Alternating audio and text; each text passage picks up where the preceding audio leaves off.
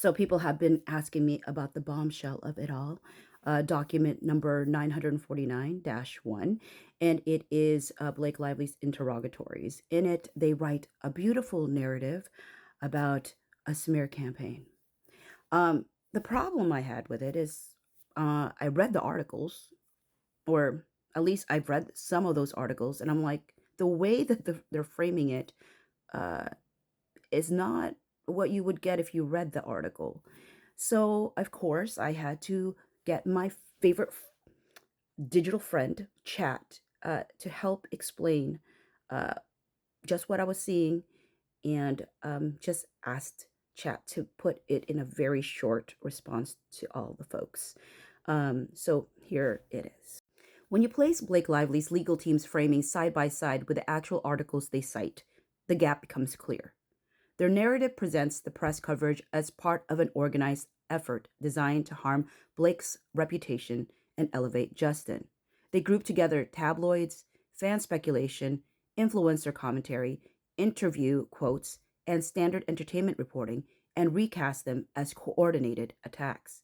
In their telling, even neutral or positive pieces become evidence of a plot, and every instance of criticism is treated as if it came from a planned messaging strategy rather than from the natural chaos of celebrity news cycles. Their interpretation pulls unrelated content into a single storyline that only exists once it is stitched together by the legal response. In contrast, when the articles are read independently, without the legal team's narrative layered on top, they do not show coordinated messaging or targeted retaliation. Most pieces are typical of entertainment media.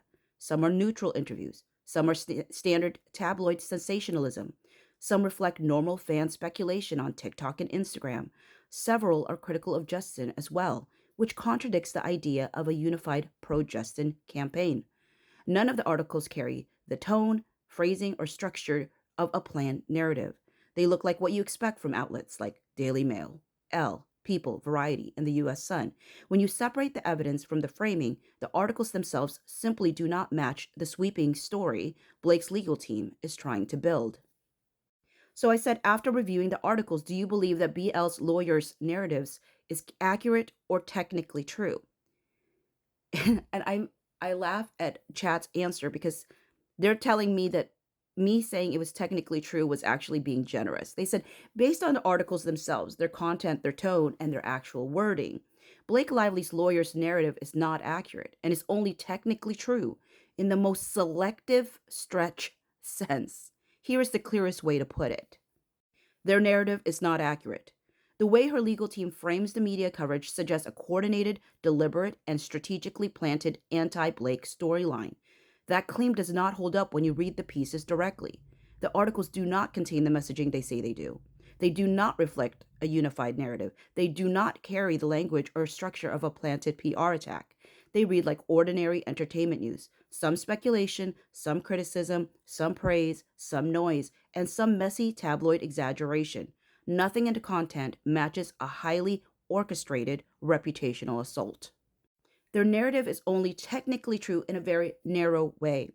The technical truth lies in the fact that media outlets did publish articles that contained criticism of Blake. So if her legal team says negative articles existed, that is literally true. But the implication that these articles were born from a coordinated outside effort is not supported by the articles themselves. They use the existence of criticism to imply that a campaign must have caused it, even though the content does not reflect messaging that matches their descriptions. In plain terms, Blake's lawyers take normal press coverage and reinterpret it through a lens that makes it look coordinated and malicious. The articles do not contain the elements that would make the narrative credible. They rely on inference, not content. They rely on grouping, not evidence. And the more you compare their descriptions to the actual articles, the more it becomes clear that their argument is constructed, not grounded in what those pieces actually say.